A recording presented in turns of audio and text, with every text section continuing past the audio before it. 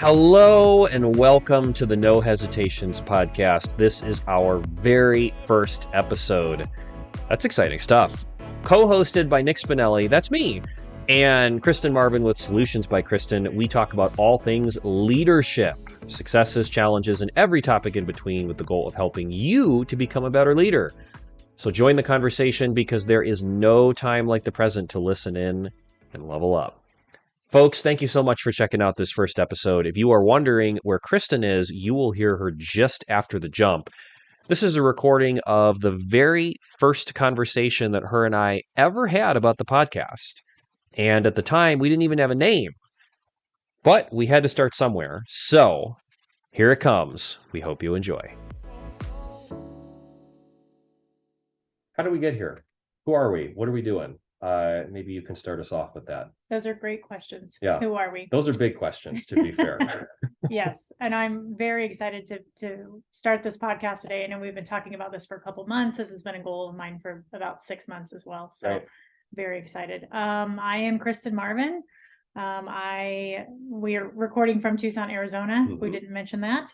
Mr. Spinelli, Nick Spinelli and I have a hospitality coaching and consulting company, and I'm looking for more ways always to provide more value to people in the industry.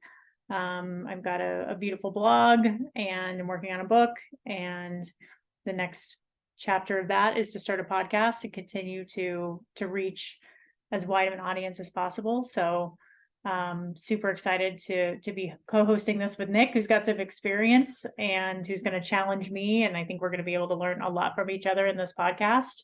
And most importantly, just have some fun with it. Yes. The fun is actually what sold me on this, because my previous podcast, I enjoyed it. I hosted a show called the Tucson Climate Chats for a while, part of the larger Tucson Climate Project. But it was for work, right? And I learned a lot doing it. But ever since exiting that show and handing it off to a really good friend of mine to transform it into what it is now, Y Conexiones, I was basically waiting for an invite to come back into this space, right? I think there's definitely an oversaturation of voices like mine. And I said, hey, all right, if we're going to do this again, I would really like to do it with someone else. And I want it to happen organically. Here we are. I don't have a background in podcasting. My professional background is actually outdoor education, experiential ed, teaching kids outside, that kind of thing. COVID really changed that field, like it changed a lot of things. Moved into higher ed. That's when I was doing the previous podcast, which was actually focused on climate justice issues around Tucson. And loved it, have been looking for a way to get back to that for a while now. I work for a local nonprofit in my current role, my day job, as it were. And when Kristen said, hey, I have this idea, I said, let's talk about it, because a lot of the work that I did for my master's in particular was focused on leadership theory. And I realized that I actually do really like this coaching thing. So here we are. I'm not only a client of hers, but now we're growing this professional relationship. And that feels really good. It's what you can hope for, right? Yeah. Absolutely not what I thought was going to happen when we went out to coffee together in, what was it, February? Yeah, March? absolutely. Yeah. Yeah. Mhm. There were many ways I thought that conversation might go. This was not one of them, but Yeah. This is a happy surprise. Absolutely. Yeah. Kristen, tell me a little bit more about your why. Mhm. You mentioned that you see the podcast as a value add for your clients at a bare minimum. What on a deeper level really drew you to this, and why do you want to host a show? Yeah, great questions. I have spent my entire career in the hospitality industry, helping local businesses grow. Anything from, fine dining, speakeasy, ice cream, high volume brunch, and High volume brunch. Yes, high volume brunch. Put a pin in that. I want to ask you about that later. Okay. Yeah. Okay. I really wanted to start a company when I moved to Tucson.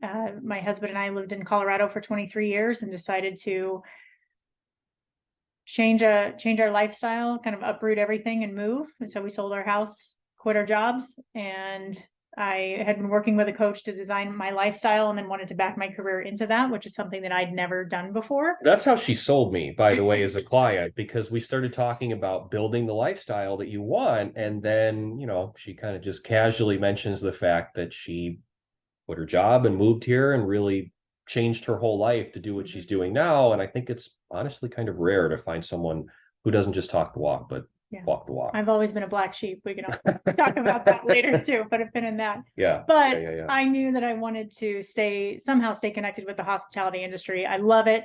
I love everything about hospitality, leaders in hospitality, bussers, dishwashers, servers, managers. They are some of the hardest working people. It is an incredibly challenging and rewarding industry, and I could not see myself fully removed from it.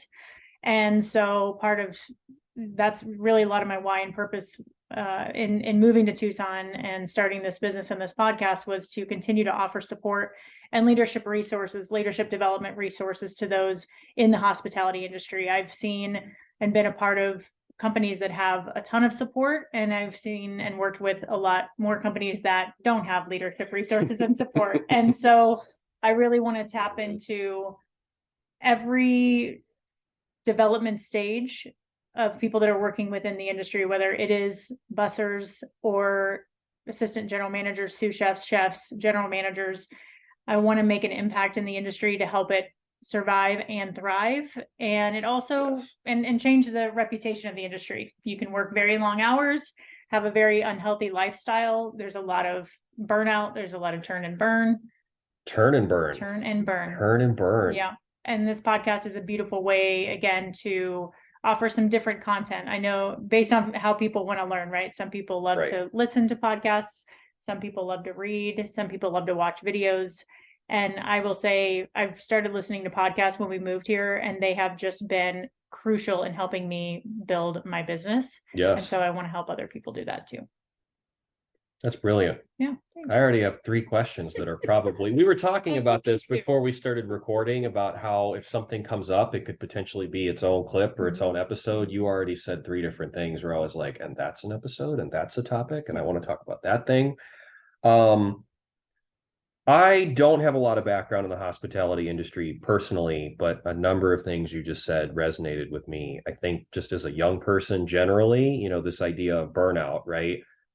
That's been a hot topic of conversation for a while. And I know for me, having hopped back and forth between for-profit, nonprofit, higher ed, some combination of those 3 at different times.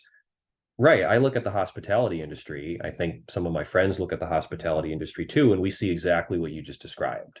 Like maybe you go have fun or try something new for 6 months, but like that's not a career or a job or a place that you could even exist sustainably for any period of time. Right. And granted, even the way that we conceive of a quote unquote career now has changed really dramatically, even for folks like me. I identify as a young millennial. I know Gen Z and Gen Alpha have probably even more thoughts on that, right? But when I think back to my outdoor ed days, I don't know if anyone listening to this ever spent time outside as a child, especially in either a summer camp or a residential camp setting. But in order to put a kid in the woods for 4 or 5 days at a time, much less 150 children in the woods for 4 or 5 days at a time, there is a lot of shit that you need to do in order to make that happen and make that happen well. Everything from the administrators who plan it, to the teachers that run it, to the cooks who are feeding everyone, to the medics that are patching people up and sending them back out or sending them home. If we get to that point, right, there is a huge staff of people. Many of those positions are contract or seasonal or temporary. There are people who bounce from job to job to job, sometimes literally, depending on the seasons, right? Or just based on the role they're playing with their organization. I was an outdoor ed for 5 years, and I never found a way to make it stick. I have a master's degree in outdoor education leadership. And in some ways, I feel like that degree actually pushed me out of my field.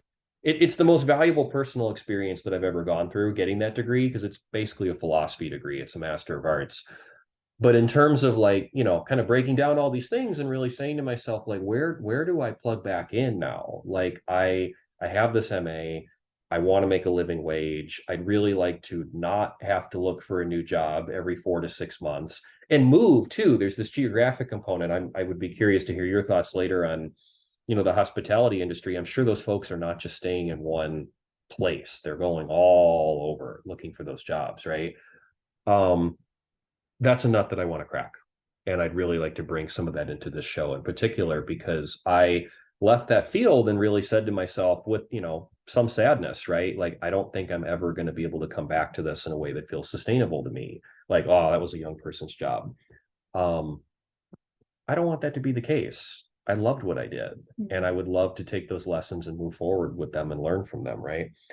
So that's one of my goals for the show. I love it. Sounds like we're talking about finding or repurposing the love for what we've done, right, and trying to present that to other people, teach other people the lessons that we've learned right, over the years, so they don't make the same mistakes Yep. that we made. Yep. But I think it's also important for us to take some time to reflect on those mistakes and find the gifts in those challenges. Right. Even the reframing of those mistakes, right? There's an Adrienne Marie Brown quote. It's one of her tenets of emergent strategy. She talks about, I think, don't quote me on this, I think it is never a mistake, always a lesson. And that in a compliance-based culture is like a real shift in your thinking, right? Because there are plenty of things that I have done in my life, decisions I've made, places I've gone, jobs I've worked, that I would frame as mistakes. I would look back on that with some level of regret and say, I didn't want to do that, or I would have done that differently. And I think what Adrienne is really challenging people to do is to say, maybe you could have done that differently, but you made the decision with the tools you had at the time. And you are where you are now because of that. Doesn't mean that things couldn't have gone differently. Doesn't mean that some hard experiences we should have had to have gone through, right? It's a whole other discussion. But, I don't know, even just in 30 seconds, I'd be curious to hear, where did your passion for the hospitality industry start? Were you one of those people that you named earlier? You were like the dishwasher, the person waiting the tables, like all the things. Yeah. Where did you start? I was one of those people. Yeah. I think a lot of people go out to eat, right? Everybody goes out to eat if they can. It's definitely a luxury. Right. I understand that. A lot of people, I grew up in a very small town in the Midwest, and we went out to eat to celebrate something. Sure. Right. Yeah. Whether it was a good grade in school that I got, or somebody's birthday. Yep. Happy moments, you know. And so one of our favorite Mexican restaurants in St. Joseph, Missouri, where I'm from, is called Barbossa's, and it's family owned. It's still open. I got my first job there when I was 15 cooking. Wow. Maybe I should say 16. So don't look at the labor laws in Missouri.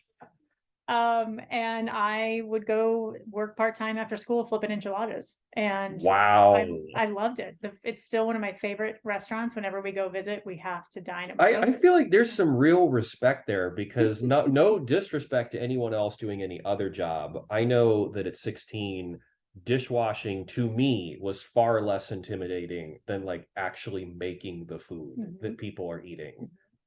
That's impressive. It's, when I reflect back on it now, I think everyone in the world should start their career in the hospitality industry, because, and this is another whole episode or 10. The hospitality industry is a universal experience in some ways. I'd be really curious to unpack how that touches almost everyone at some point or another, right? Even if we don't realize it. Yeah. I mean, I learned so many valuable lessons of showing up on time, sense of urgency, timing, quality control, right, with the product that I was putting out, how to work with other people. Had to make sure those enchiladas were edible. Right, but keeping your station clean, keeping yourself stocked, always taking, and it was for me, it was a one-person show. So continuing to make sure that I could manage the station myself, but also make sure that I was taking care of everybody else in the kitchen, so that we were ultimately taking care of the customer, right, or the guest, as I like to refer to them. Yep. So I didn't realize it at the time, but it taught me a lot. And then from there I worked up to server, bartender, assistant manager, general manager, regional manager, managing partner. Wow. In a nutshell. And now we're sitting here at my kitchen table recording this podcast. A little ironic that we're in the kitchen and we're looking at your beautiful CSA. Oh, yeah. Just off camera. For the folks at home, we have some beautiful, I think these are Japanese eggplant here. We had we had a spirited discussion about whether these were, what did you say these were called? I was told they were leek scapes, but upon further research, they're garlic scapes. They're garlic scapes. Maybe I heard them wrong, but they are delicious. And just so everyone at home knows, I mean, I do have a little bit of pride at stake here. I am not a CSA amateur. This is the very first time in 11 months that I have ever seen garlic scapes in my bag. This is a new thing. I've heard they're very good roasted. You can put them in anything. Well, anything you do, Sharp. I heard there's going to be some grilling at the pool that I'm going to be at tonight, so that's going to happen then. Okay, so clearly we're both bringing, I think, a lot to the table here in terms of interest as well as passion. What we think about topics or things that you really want to unpack with this show? I mean, I know we just touched on a few things. What was it, turn and burn earlier? I was like, I need to know what that is now. It doesn't sound fun. Even just high level, what are a few of the things that you're really looking to unpack or explore using this platform? Part of the work that I want to do for the rest of my life is helping change the mindset of the hospitality industry. Yes. To get away from a turn and burn. This is just the way that we've always done it. This is the way that it's always been. Let's just 30 seconds. What is turn and burn? So turn and burn can be thought about from a couple different perspectives. When I was in high volume, I am managing the front of the house. So everything that you see when you walk in the front door of a restaurant, the guests, the bar, the reservations, the staff. Turn and burn meant turn your tables, get your customers up, down, served, up and out. In and out, in other words. Okay. Especially if you were a reservation-based restaurant, because you had timing, and so you knew exactly how much time you had to turn that table around for a customer. Okay. When I was in high volume brunch, it was all about making sure that it was worth the wait. So we would have people waiting for 2 hours and 3 hours. Oh, that's a really interesting question, or just a really interesting. All right, you can see my brain. I'm like, go ahead though. Yeah. Making it worth the wait. So we wanted to build a reputation in the brunch world of. I used to work for Snooze. I'm just going to throw that out there. An AM eatery. An AM eatery. Yeah. We wanted to make sure that the reputation was, don't worry, it's worth the wait. And same thing from when I worked at Sweet Cow for ice cream, when there would be lines out the doors for hours. Right. We would time the lines. We would understand how long it took for people to check in to actually get to their ice cream or to their table. Sure. Right. And so we wanted to make sure that as soon as the table was up and dirty, it was cleaned and people were seated immediately. Right. We didn't want to have any gaps in space of people having to wait, because the longer that they waited, the more their expectations would change. And then it was harder to please them when they sat down.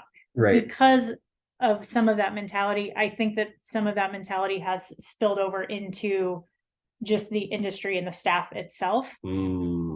Also, a lot of people in hospitality, just like you said earlier, they don't think of this as a career. This is something that they do on the side while they're going to school. Right. And if you come into the industry with a fixed mindset, i.e., and not that that's necessarily a bad thing. Like, look, if you just need to make a quick buck, or you have any number of like short-term goals, sometimes it's not even entirely consensual. It's not always a decision. You just need a job, right? And often getting a job as a server or a dishwasher or whatever, I know how it was for me early on.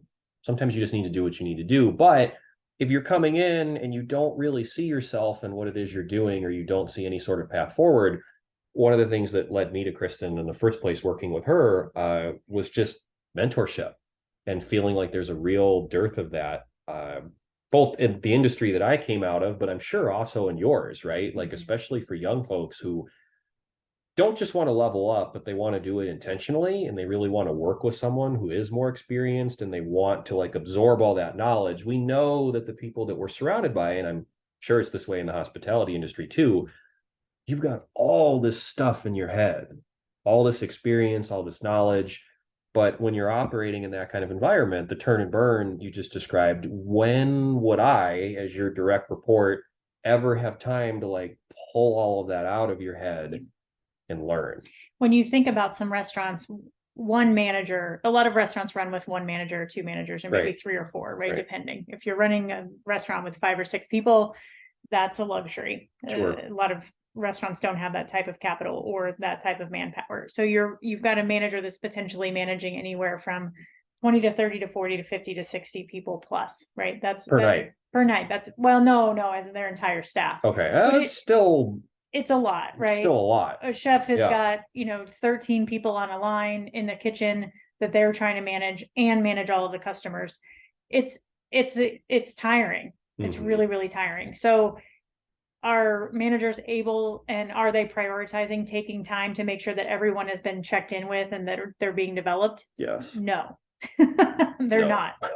And a lot of managers in the industry aren't going to school because they want to get a degree in hospitality and then going that way, right? They are being moved into positions very quickly, maybe with not a lot of training, or let's say an assistant general manager moves into a general manager position because that general manager has just suddenly quit or been fired. That person's not necessarily being set up for success on all the technical things that it takes to run the restaurant, which is an extraordinary amount of things when you talk about paying invoices and ordering and staffing. Right. There's an administrative piece here that I think is probably transcendent to that industry, in the sense that, I mentioned higher ed before, right?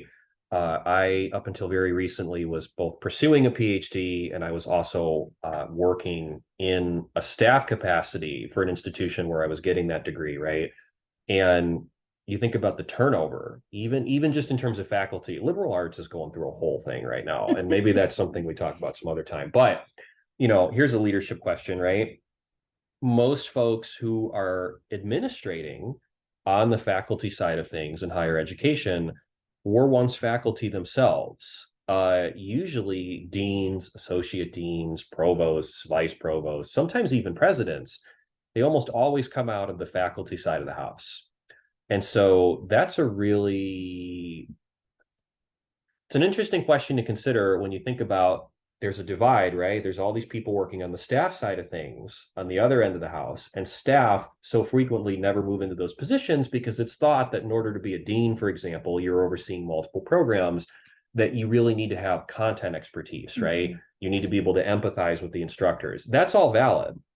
However, let's say you've been, functionally a teacher your whole life, and suddenly you're managing 15 programs that have, 15 faculty apiece in each of them. You are now an administrator. You're not teaching anymore. So what you were just speaking about hospitality, right? Suddenly I'm worried about budgets. I'm worried about hiring. I'm worried about onboarding. I'm worried about student recruitment. I'm worried about retention. I'm worried about compliance with all these things in higher ed. There's no training for that. Like, maybe you get a little bit of that when you're managing a program, but you literally go from being a specialist who works with students, and your job is to impart knowledge, right? Like that's a huge deal, to now all of a sudden you're a manager of people and resources. And that can be really, really overwhelming. And what we've seen, especially since the pandemic, is a lot of people have chosen to get out of the restaurant industry because there were a lot of customers that were really mean during the pandemic. Customers suck. They didn't understand all these rules and regulations, right? Yes. And so what the trend that I'm continuing to see, and that a lot of us talk about in the industry, is these managers don't have enough people to even support the restaurant on a daily basis. So their admin is going out the window. We have a whole series we're going to have to do just on this myth of, like, where has the workforce gone? Mm-hmm. Because you and I both know, we have a lot of thoughts on that, I'm sure. Let's debunk that. That could be a whole series. But yes, like, the landscape has changed. One of my other goals with this and my company is to work with people who want to be really thoughtful about doing things differently and teach them how to slow down. I wouldn't know anything about this in my sessions with Kristen. It's just faster all the time. You got to do more. Actually, we talk about this like every time we meet up. Yeah. And I've been like that for years. And the moment that I took time to slow down and really put a lot of intention and thought into the decisions that I was making and why, and make sure that they were helping me move towards the bigger goal of my bigger vision, whether it's been personally or professionally, I make better decisions. It's just that simple. There's a phrase that comes to mind. There's two phrases that comes to mind. One is universal, measure twice, cut once. The engineers at home will love that one. And then there's a phrase in wilderness medicine that we use a lot. This was when I was first certified as a wilderness first responder. It's actually a lot of fun. Wilderness medicine, I want to get back into it. I don't know what wilderness medicine is. Wilderness medicine it could be anything from, well, you grew up in Colorado, right? My very first instructor from the National Outdoor Leadership School actually worked as a full-time backcountry ranger in Rocky Mountain National Park. You sprain your ankle, You go into anaphylaxis, you just don't show up when you were supposed to come back from a hike, whatever, they're responding. And they're either bringing you out, or they're treating you in the field, or they're doing some, preventative like education on the front end, right? Where they're talking to people about how to recreate responsibly. Wilderness medicine is literally just medicine in a backcountry setting, right?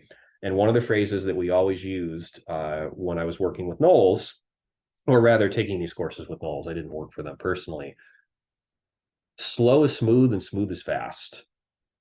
Because if you go slow, you give yourself time to think. And if you give yourself time to think, you avoid making mistakes that in the worst of scenarios could potentially cost someone their life, right? And I think that's just universally sound advice. But when you work in an industry where it is just more, faster, more and more efficient all the time, there's always this question of like, well, how do we be more efficient in our work? And I even feel that in my current role working for a nonprofit. Slow is smooth, smooth is fast. If you only have to do it once, that is faster than having to do it twice or more. Even if you think like, oh, like I'm going to go back and do it differently, whatever. We were always told, you are number one as the rescuer, slow down and really take stock. Second, this was another phrase I love. Seconds never count and minutes rarely do. And yet most of us treat seconds in our day-to-day life like they are the ultimate currency, right? Like, so what does it look like to slow down? She's helping me to figure that out. I'm trying to build that skill myself. Yes. It's about taking time for yourself. Yeah. It's about disconnecting. This is what I think it is. It's about disconnecting from your world. It's about understanding what your values are and what your purpose is. And again, when you're making decisions, making sure that those are aligned. Yeah. And then helping other people to do that. I think that would be the one other thing I'll add in terms of like, big picture stuff I'm looking to explore, right? So one of the things that happened to me quite accidentally during COVID was that a lot of the work that I was doing academically started to skew in the direction of diversity, equity, and inclusion work. But like professionally, right? Like especially consulting. I work for a small firm here in Tucson called Ragland and Wilhite. I help do some of their client pre and post assessments. Like basically they come into organizations, they sign a 12 to 18 month long contract and they say, hey, let's really look at your hierarchy, the way your positions are structured, the culture. Let's talk to your staff. We need buy-in from the board. Like, do you really want to transform your organization in the way that you think of leadership and the way that you think of community and the way that you think about the work that you do?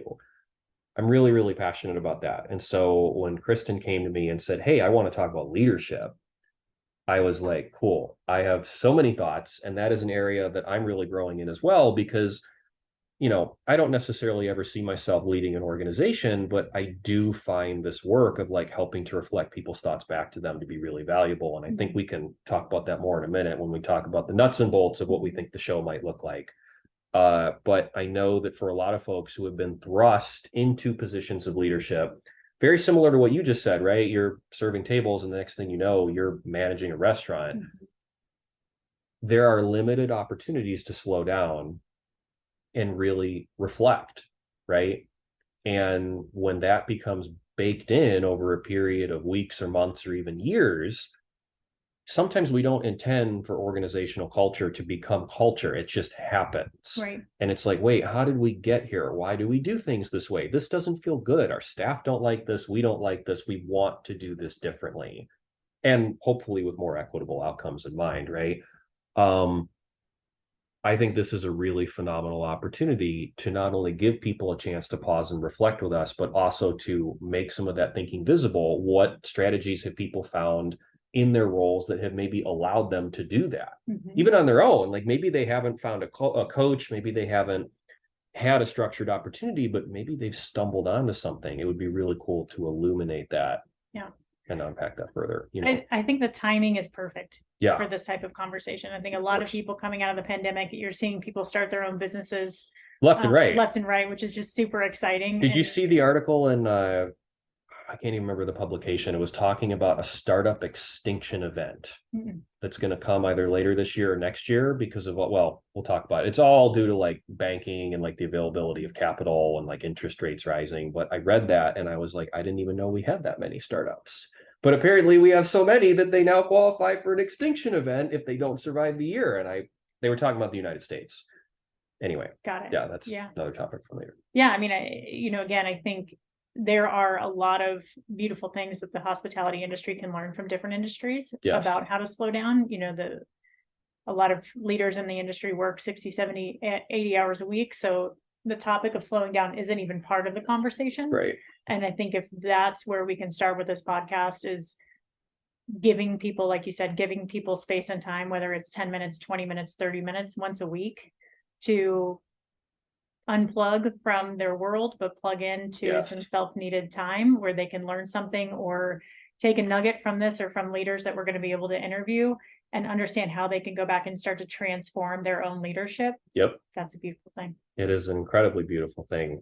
This is probably not the visual use, but I pictured a racetrack or like the pit stop. Yeah. So maybe that's our branding. We come in with the jumpsuits and the guest is like getting a massage while they're talking to us. You're doing their fee. We're like, working on them. Like, how's it going? Like, how's your day been? Like, that's one idea for branding. Probably won't be the one. Well, I love that because in a pit stop, you are constantly, you've got to get back out there as fast as you can. And it takes 2 to 3 minutes. And usually when you are in the middle of service, if an error occurs or something goes wrong, you have got to get that fixed as quickly as possible so that you don't impact every other guest and every other staff member in that restaurant at that moment. So I love that analogy. A restaurant that will go unnamed here in Tucson. I don't think they would mind me sharing the story. We were hosting an event there for my day job a few months ago. And at one point I was looking for the floor manager. I just had a question about the lighting in one of the back rooms. And I come around to the kitchen and there was sort of like an L-shaped hallway when you'd walk into where all the cooks were. I come around the corner and she's crouched on the floor with a bowl of pasta, like Lord of the Rings style, just like absolutely wolfing this food down and kind of turns up and looks at me like this. And she's like, I'm sorry, I couldn't find any other place to eat. And I was like, we had such a good laugh about it because I think she knew how silly and ridiculous it was. I think I recognized how silly and ridiculous it was. We had a really good laugh about it. And she's like, what do you need? I'm like, where's the light switch? And she's like, left wall. And I was like, thank you. And we hugged and I ran back out.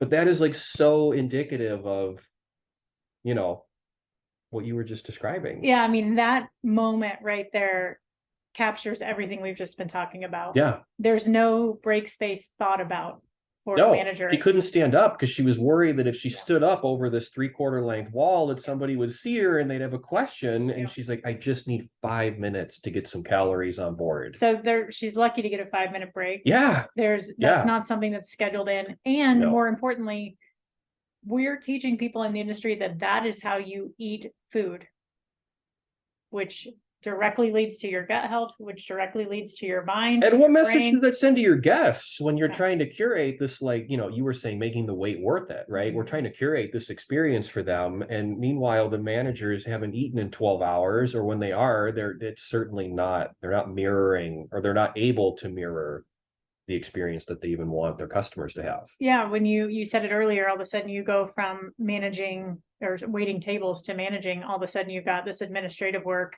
You've got to figure out how to manage yourself. Software, learn all these new systems. And then your employees are all coming at you needing something. And then you have 60 to 100 guests in your restaurant that you have to make sure are having a great experience as well in the kitchen. Right. So it's a beauty. Again, you learn a lot of things working in the industry, a lot of beautiful skills on how to be adaptable, but you move very quickly. The amount of things that get accomplished between an 8, 10, or 12-hour shift is more than what most people do. If you could actually quantify that in terms of like if I had a list, right, the number of things I just did in the last 12 hours, I think on the best of days, it's probably like flow state, right? Like you're in it and things are happening and you look back and you're almost like, wow, was that me? I mean, that's how it felt running residential programs in outdoor education, right?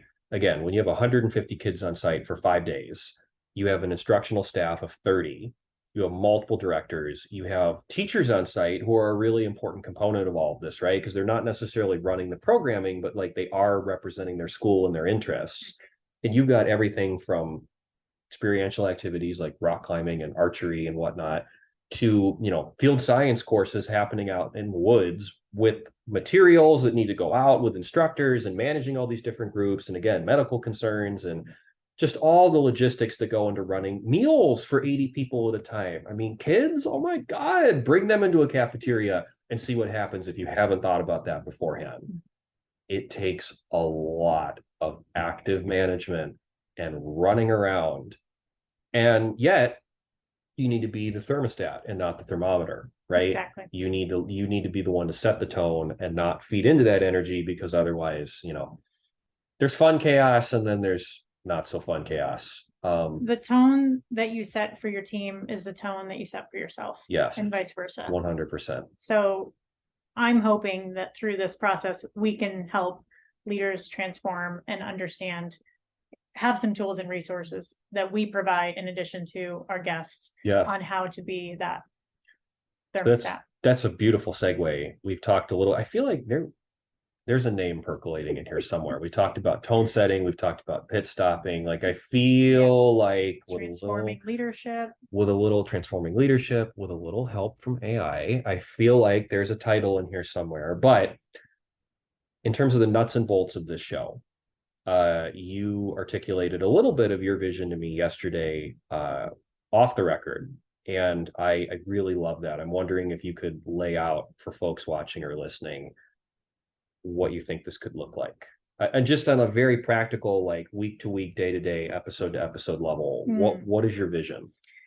My vision is to provide content. You and I provide content that could be, again, 10-minute episodes, 20-minute episodes, 30-minute episodes, where every week we are able to bring in a different leader from a different industry to talk about how they've been able to slow down, how they've been able to transform their leadership, how they are putting themselves first and helping themselves grow as a leader. Yes. And what the impact has been on their team and the industry that they're in. Yeah. It's my vision. I love it. What's your vision? That and really leaning into that guest piece, right? And thinking about, okay, how can we create content that we can cut and splice and use in all these different ways, right? I really like that accessibility piece you touched on earlier, where you're like, earlier this morning when we were talking, we talked a little bit about, okay, there's a visual component for folks that really want to like sit down and dig into something and watch it. There's the audio component. You're walking the dog, you're in the car. For me, I'm often taking meetings with local businesses in my day job, right? Or I'm walking to work. I live here in downtown Tucson. That is my opportunity to put a show on. Maybe I only have 15 or 20 minutes to walk and get to where I need to go. Okay. Typically, sometimes I'm looking to unplug, but other times I'm really looking for like a nugget. What's something I can pull out of that and then use, right? And so I know for me, there's no shortage of just amazing people doing amazing work in the world that we live in. But sometimes the challenge is like really knowing where to start or who to subscribe to, or like what list or algorithm or shows do I plug into?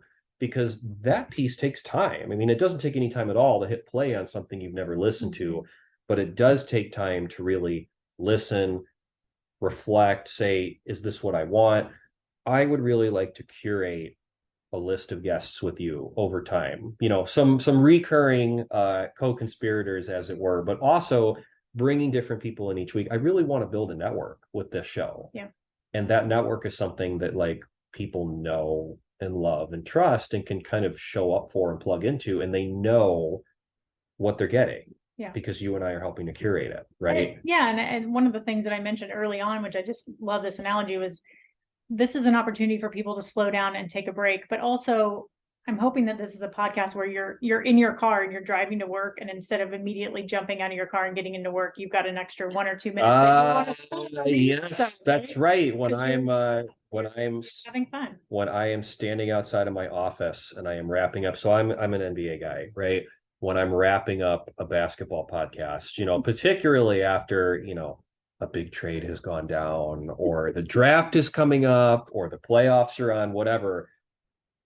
Some of the best shows I listen to, they'll get that extra 60 to 90 seconds out of me, where I will actually walk around the corner at work and like do a little extra lap just to make sure that I can actually finish out that last point, because it just doesn't feel right to stop before you've heard it all. I think too, one of the beautiful things about podcasts, like I said earlier, is it's really helped me understand how to grow the next area of my business. So if I'm stuck in any area of online marketing, how to build connection, how to improve my coaching skills, what I need to do next with my consulting business, I can go to a podcast and search for exactly what I'm looking for. Yes. Or I am subscribed with people that are always giving me those constant tools, and I can immediately go to a podcast and get that little nugget like you're talking about, and immediately walk into my next meeting. And so it helps me boost my confidence, have more clarity, have more intention, be present in the moment. Right. And it's a win-win. Right.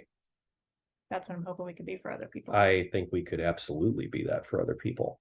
And that's exciting, because the best part of doing this work, right, is like, well, for me at least, I won't speak for Christin, it's the meeting people and it's the building the relationships, right? Because sometimes, we all know how it is at work. Well, I mean, this is your job now. You get to talk to people all the time, which is super fun. Yeah. But I know for me and some of my past roles, and we'll talk about all of that in the future, I'm sure, in some of my past roles, sometimes you'll have a moment where you have a really beautiful conversation with someone that you don't know really well. It's just very spontaneous, right? Something will happen and you're in the hallway for 45 minutes, or you're in the parking lot until 11:30 at night, or you thought you were walking into someone's office to ask a question and you were there for an hour and a half, whatever. And you always walk out, or I always walk out and I go, wow, I want more of that. Like, I know that can't be all the time, but like to really create a space where that can happen all the time, or even some of the time, where there's structure for those moments and those conversations, that feels really exciting. Yeah. And you get energy from those conversations, right? Yes. And you feel like in that moment, you're not alone. Right. Right. Yeah. Beautiful. Great. So where do we go from here? That's a great question. I mean, certainly we're going to figure that out as we go. This is our very first episode. And I think, for me, the mentality was very much just jump in. Yeah. I think Krista and I felt confident coming in that we had chemistry. I think it's safe to say that's been verified. Yeah. I enjoyed recording this. And so as far as what people can expect, as far as us, starting to grow this thing, right? I think we listen back to this episode and we really kind of come up with our list of like, what did we like? What do we want to build on? How do we feel? Right. And then I think the blueprint's there. We got some stuff we need to iron out on the tech end, right? Like, I think especially if we're going to be doing this in person sometimes. I've only ever recorded shows remotely. And so we actually had a whole moment before we hit record earlier this morning where we're like literally sitting at my kitchen table and going, oh, well, we're not on Zoom. So like, how do, where do you sit? And where do I sit? And like, how close do we need to be to the microphone? And like all of these things. I think we'll figure all that out. But in terms of the essence of the show, I think it's there. Yeah.